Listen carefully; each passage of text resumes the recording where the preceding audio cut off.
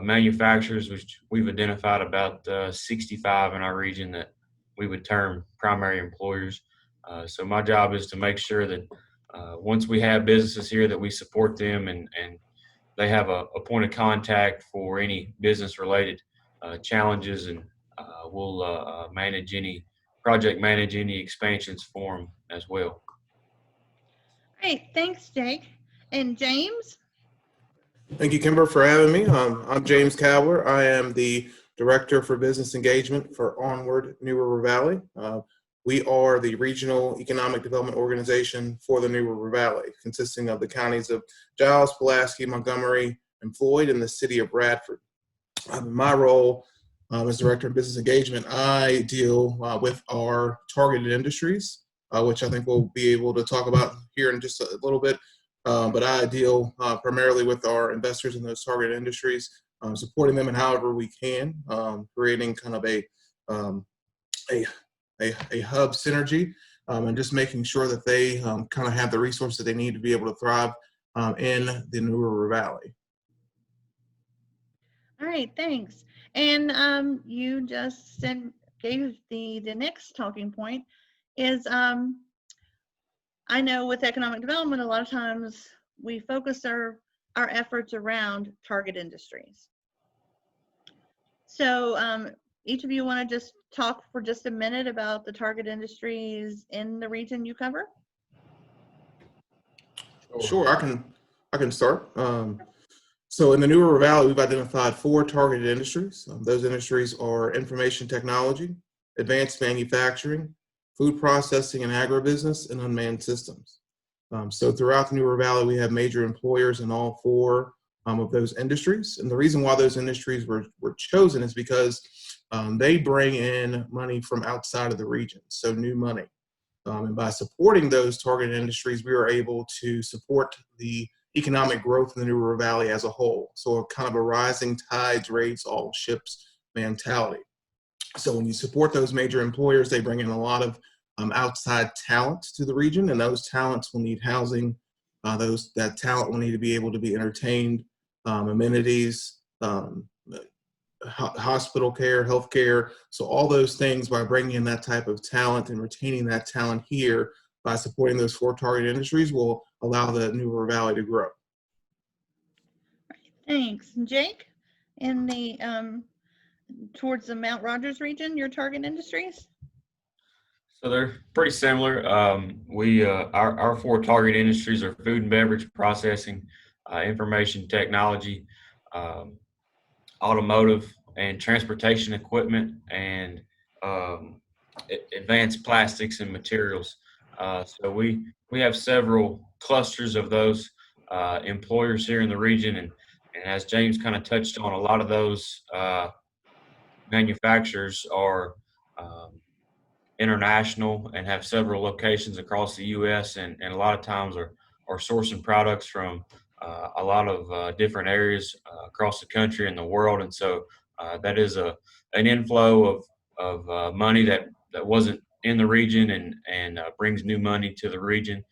We feel like we have the workforce to fit the skills that those jobs demand, and we've heard that from employers, and also with the training programs and kind of educational certificates and degrees through the CT centers in the high schools, and also the community college, that we're very well equipped to prepare and upskill folks in the community to be able to fit the needs of the employers in those areas. All right, thanks. And you guys are really good in feeding me into the next topic. So let's talk about skills and jobs and what we see within these target industries. Are those jobs that we believe will be high growth, we already have some of them, we believe they're only just going to continue to grow?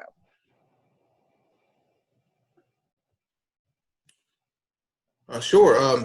And particularly, and as we mentioned, the target industries, if we look at IT and manufacturing, those are some of the most in-demand careers that we see here in the New River Valley. As Josh mentioned, we are very fortunate to be in a region that has a lot of higher education institutions. So for the New River Valley, we have Radford University, Virginia Tech, and also New River Community College. Each one of those higher education institutions is focused on being able to provide the workforce needed for the major employers in the New River Valley. Particularly in advanced manufacturing IT, you have great programs at all three major universities, but we are able to produce a lot of things from the high school as well. We have career and technical education teachers in all 4 counties in the city of Radford that do a great job of introducing the youth to manufacturing and IT in those STEM type fields. So getting them interested in being a machinist, if you are a manufacturer, production supervisor, maybe even just a laborer as well, and then moving up within the company. So just exposing them to that manufacturing industry is one of the things that our region does pretty well. And then as far as IT, just getting them ready through different computer science courses. They definitely need computer engineers, data analysts. So those are some of the things that throughout not only middle school and high school, but also in the higher education years that we're focused on here to be able to fill those jobs. And in our region, we in terms of the IT and the growth of that industry is well known. UVA Wise, which is not technically in our region, but is a 4-year university down here in the southwest part of the state, is really doing a good job making a push in terms of getting folks the skills and credentials for computer science related jobs and industries. And 2 other points I guess I would make is, the advanced manufacturing. I think pre-COVID, we're seeing pretty good growth and expansions from the employers in our area that were in those target sectors. And post-COVID, there's been an additional push to see how much manufacturing that we can onshore back to the U.S. and bring supply chains closer to employers in the United States and have a less reliability, I guess, on overseas inputs in supply chains.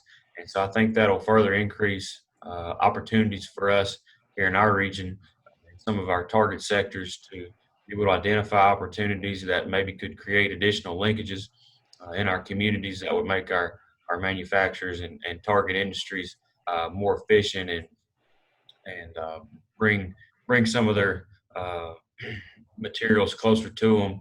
And secondly, especially in IT and advanced manufacturing and plastics, I kind of like to use the term a movable wage, and that being at what wage would somebody pick up and move their family to the area?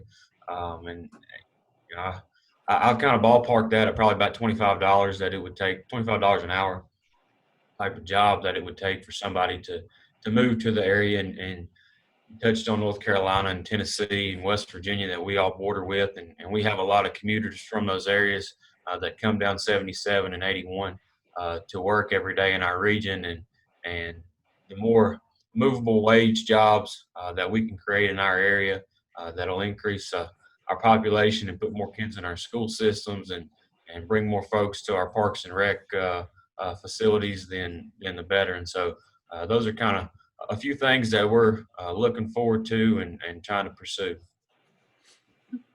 I have a question specifically towards advanced manufacturing, and that is,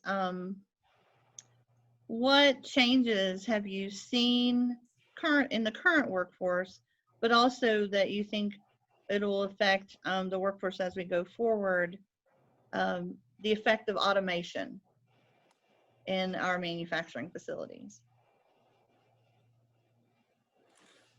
Sure.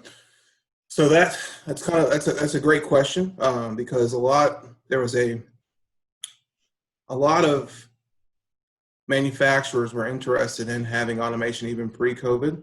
You might have heard the term like dark warehousing. I know warehousing is a little bit different from manufacturing, but basically being able to just have operations fully automated. So that's why, as Jake mentioned, education is so important. You will still need, even if as manufacturers shift to a more automated workforce, you will still need humans to be able to fix those said machines, to be able to program those said machines, to make sure everything's operating smoothly. So in this world where we have, a pandemic happening, being able to have automated systems to be able to meet production quotas is still paramount. So how do those manufacturers do that? Well, when you have to have certain shifts, even smaller due to physical distancing, making sure that you have a group A and a group B, et cetera. So as those challenges comes, manufacturers have to be able to pivot. And automation is one of those areas that they're able to do that. I guess the short answer is I still think the workforce will still be needed. It'll just be needed in a different way, more towards repairing and gearing up the machines versus just being on the line, so to speak. And I would again, a great question, and it's something that we've obviously had conversations about in the past, and I think it's something that we need to embrace and understand in terms of workforce, because two things, if we can get them to work together. One, if employers are installing automation processes and they're more efficient, they have less waste, they're more sustainable, they're more profitable. Hopefully, that'll lead them. If we can get the facilities in our area to be more profitable and sustainable and energy efficient, hopefully that'll lead them to be more attractive for expansions into other product lines if they're part of a parent company, or be able to increase their pay of the workers because they are more efficient, they are more profitable in their local facility. And two, hopefully, as employers begin to implement automation, that they upskill the folks in the positions that maybe are becoming more automated, to a higher paying job that as James said, maybe is something that they're in quality control, overseeing machines, troubleshooting, that sort of thing. So I think that's kind of the 2 + 2 = 4 that we're kind of hoping for in terms of the next wave of automation, because it's going to happen. It's happening right now as we speak. So if we can link a few of those things together, hopefully we won't see too much disruption in our workforce. And I have one more question, and then I'm going to open it up to other people if they have questions. And I actually have one sitting in the chat right now. But looking at that, we also have a huge number of people who are within 5 years of retirement in most of these facilities. And this is talent and knowledge that's very difficult to replace. So what are you seeing as the jobs that are probably going to be most affected with this loss of skill and knowledge that's going to happen when these people start to retire? Sure, it's particularly in the IT field. There's a big gap in middle management, so that 5-year experience mark. So when we have the workers that are currently in those positions, like you mentioned, getting ready to retire, how do we get them trained and efficient and ready to fill those jobs? One thing that Jake mentioned was upskilling, or making sure that your existing workforce can be ready for the future. So one of the things that I think would be great for companies and organizations in both regions to make sure to take advantage of some of the programs that you offer, Kimber, and existing workforce training, taking advantage of those and getting their workforce prepared for the future. So when you have that person that's been on the job 2-3 years, that's showing some type of skill or promise, and wants to grow with the company, you can be able to train them specifically to replace that person that's retiring. So really focusing on that, and then from a talent attraction standpoint, really working with your regional partners to really try to have that attraction, and working with your DMOs as well for the livability aspect. So if we're not able to train the existing workforce, we need to attract the talent from outside the regions to be able to fill those jobs as people retire. Thanks. And I guess I would add I would see the automation primarily focused first off on probably inefficient processes, really simple tasks that program machinery or equipment, robot, whatever it may be. That's probably more in the entry level production job. Maybe you eliminate a forklift or something because you can find a way to transfer material across the facility in a better manner. And hopefully some of the automation is in jobs maybe that has a higher risk of employee injury because they're working with dangerous materials or sharp items or whatever it may be, and would things like grading. You think about lumber, grading and sorting and moving lumber or something of that sort. I think that's probably where you're going to see the first kind of push in terms of things that may be inefficient and rely heavily on human labor and hard labor to do some of those things. And I guess back to my point, that's hopefully where we can get those folks that are in that entry level positions that have gotten some skills and they've proven that they can get to work reliably and are open to learning and training on new things and hopefully provide them some new skills and be able to take a higher paying job and move up in the company.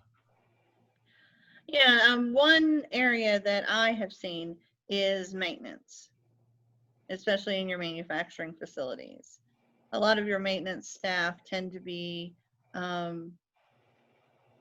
very well tenured, and I don't know that we have a lot of younger employees who have shown an interest in that. So that's just one of those that I've seen. All right, I'm gonna, anybody else has questions, please. I'm gonna read one question for you guys and then we'll see if anyone else has a question.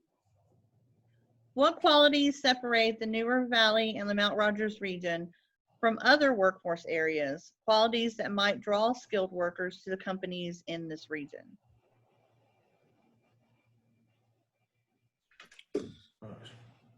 Sure. I'll speak for the New River Valley.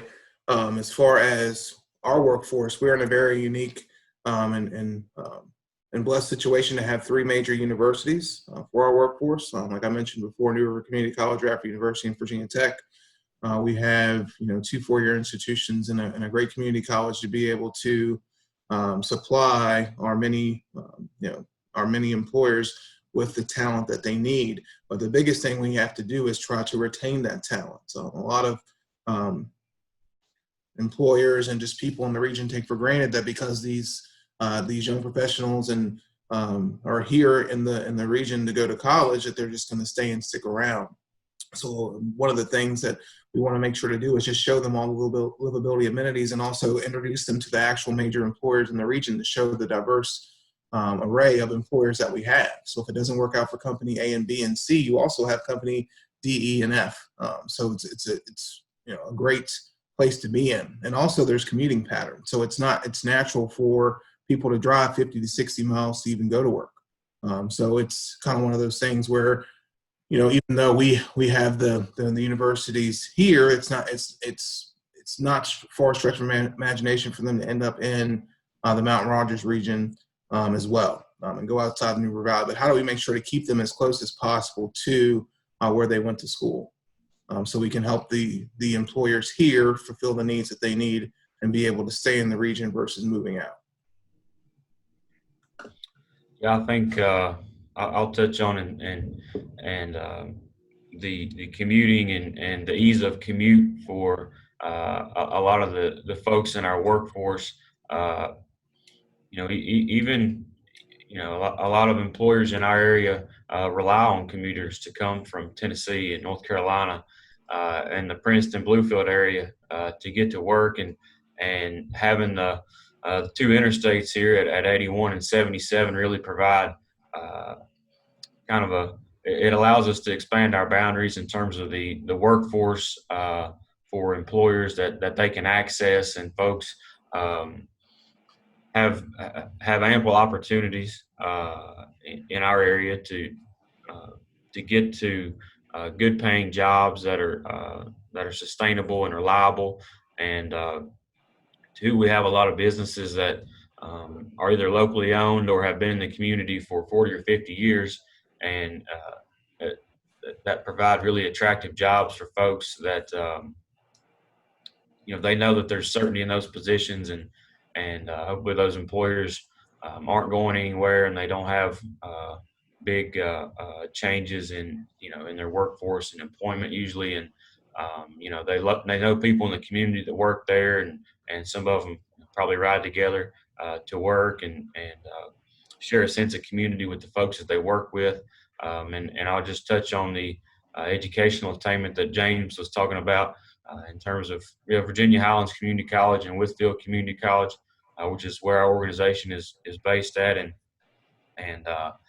they have programs all across the board that fit the skills and the needs of our primary employers and our targeted industries, and we'll do even custom training for them to come into their facilities and really cater to the needs of our employers. And we have it's an attractive place to live. I mean, if you're looking to be around natural resources and enjoy the outdoors, we have a second to none environment to live in. All right, guys, I think we're probably about out of time. I want to thank you again for joining me to chat about this. I think I'd love to have a longer conversation, maybe a little later maybe a little later this year, if people would be interested. All right. We don't want to keep you all day. So thank you, Jake. Thank you, James. Thank you for those who joined us, and have a great rest of your day, and enjoy this lovely, lovely summer day in the New River Mount Rogers region. Thanks, Kimber. Thanks. Yeah, thank you.